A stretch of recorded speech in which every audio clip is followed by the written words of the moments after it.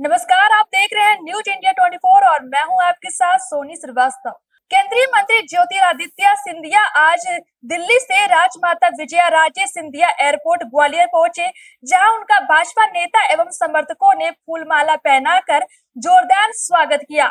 उन्होंने पत्रकारों से चर्चा में कहा कि हर घर तिरंगा अभियान भारत की प्रजातंत्र का सबसे बड़ा अभियान है।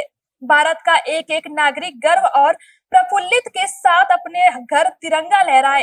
भारत की आन बान और शान है तिरंगा, और इस अभियान को घर तक पहुंचाने के लिए एक एक नागरिक तन मन के साथ मेहनत कर रहे हैं।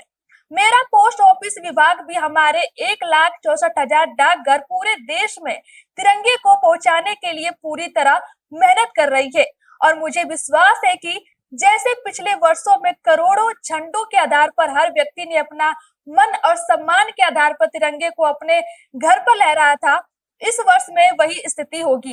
तो वहीं हिडनबर्ग की रिपोर्ट के सवाल पर कहा कि कांग्रेस का एक ही काम है, देश में अराजकता फैलाना, देश को विवादित मामलों में उलझना। प्रधानमंत्री जी मशाल लेकर, भारतीय जनता पार्टी का एक एक कार्यकर्ता एक मशाल लेकर देश को प्रगति और विकास की मार्ग पर चल रहा है। कांग्रेस केवल भड़काने की कोशिश और अंधेरे में रखने की कोशिश जो उनकी पद्धति रही है। इतने वर्षों से रुक भाई कहाँ जा रही इतने वर्षों से इस पद्धति पर कांग्रेस चल रही है। वहीं उपराष्ट्रपति को हटाने के सवाल पर कहा कि मुझे बहुत बड़ा खेद है कि जिस तरीके से व्यवहार सदन के अध्यक्ष के साथ उसे उस दिन राज्यसभा में किया गया। सदन के अध्यक्ष केवल सदन के अध्यक्ष नहीं है, पर देश के उपराष्ट्रपति है।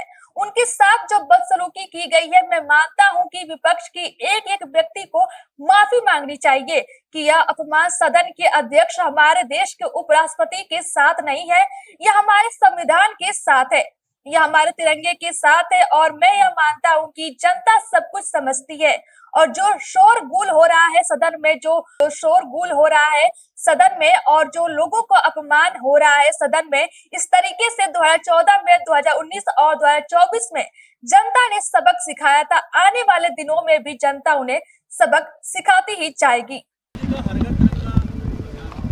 हर घर तिरंगा अभियान भारत के प्रजातंत्र का सबसे बड़ा अभियान है। भारत का एक एक नागरिक गर्व और प्रफुल्लता के साथ अपने घर पर तिरंगा लहराए। और आप सबसे भी मैं निवेदन करना चाहता हूँ, भारत की आन बान और शान हमारा तिरंगा है, और इस अभियान को घर घर तक पहुँचाने के लिए एक एक नागरिक तन मन के साथ मेहनत कर रहे हैं। मेरा पोस्ट ऑफिस विभाग भी हमारे 1,64,000 डाकघर पूरे देश में तिरंगे को पहुंचाने के लिए अपनी पूरी मेहनत कर रहे हैं।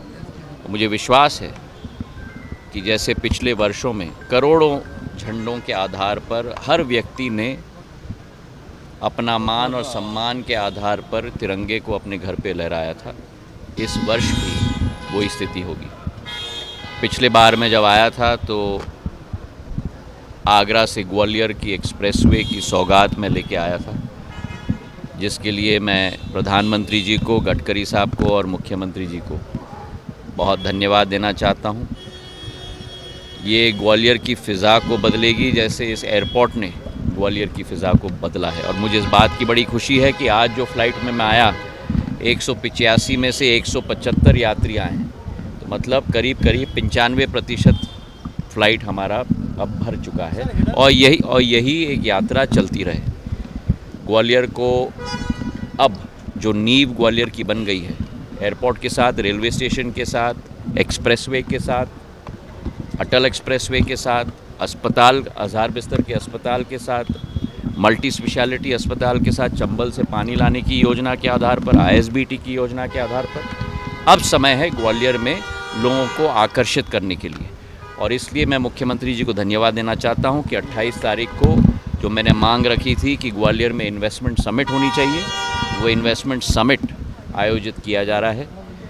मैं भी कई लोगों से चर्चा कर रहा हूँ, मुख्यमंत्री जी भी बंगलुरु गए हैं, मुंबई गए हैं लोगों को आकर्षित करने के लिए। और मुझे विश्वास है कि एक नया भव्य समिट हमारे उद्योगपतियों को आकर्षित करने के लिए ग्वालियर में आयोजित 28 तारीख को हम लोग साथ में मिलकर करेंगे। इसी के साथ सूचना प्रौद्योगिकी क्षेत्र में जो STPI मैंने यहाँ लगवाया था जब मैं केंद्र सूचना प्रौद्योगिकी मंत्री था 2007 और 9 में, वहाँ मैंने मांग रखी है कि एक सेंटर ऑफ एक्सीलेंस STPI की स्कीम के अंतर्गत जो है एक सेंटर ऑफ एक्सीलेंस इस STPI में लगाया जाए ग्वालियर के अंदर। और पूर्ण रूप से हमारे सूचना प्रौद्योगिकी मंत्री अश्विनी वैष्णव जी ने अपना समर्थन दिया है और इससे नए स्टार्टअप ग्वालियर में भी स्थापित होंगे।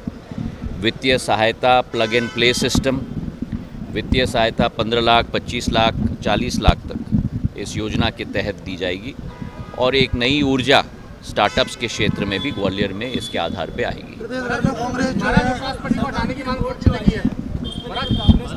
किसके ऊपर? हिडनबर्ग। कांग्रेस का एक ही काम है, देश में अराजकता फैलाना, देश को विवादित मामलों में उलझाना। प्रधानमंत्री जी एक मशाल लेकर, भारतीय जनता पार्टी का एक एक कार्यकर्ता एक मशाल लेकर देश को विकास और प्रगति के मार्ग पर चला रहा है। कांग्रेस केवल भटकाने की कोशिश, अंधेरे में रखने की कोशिश, जो उनकी पद्धति रही है इतने वर्षों से, उसी पद्धति पे कांग्रेस चल रही है। मुझे बड़ा खेद है कि जिस तरीके से व्यवहार सदन के अध्यक्ष के साथ उस दिन राज्यसभा में किया गया। सदन के अध्यक्ष केवल सदन के अध्यक्ष नहीं हैं, पर देश के उपराष्ट्रपति हैं। उनके साथ जो बदसलूकी की गई, मैं मानता हूं कि विपक्ष के एक एक व्यक्ति को माफ़ी मांगनी चाहिए, क्योंकि ये अपमान सदन के अध्यक्ष हमारे देश के उपराष्ट्रपति के साथ नहीं है, ये हमारे संविधान के साथ है, ये हमारे तिरंगे के साथ है। और मैं मानता हूं कि जनता सब कुछ समझती है। जो शोरगुल हो रहा है सदन में, जो लोगों का अपमान हो रहा है सदन में, जिस तरीके से 2014 में, 19 में और 24 ने जनता ने सबक सिखाया था, आने वाले दिनों में भी जनता उन्हें सबक सिखाते ही जाएगी। चलिए, बहुत बहुत धन्यवाद।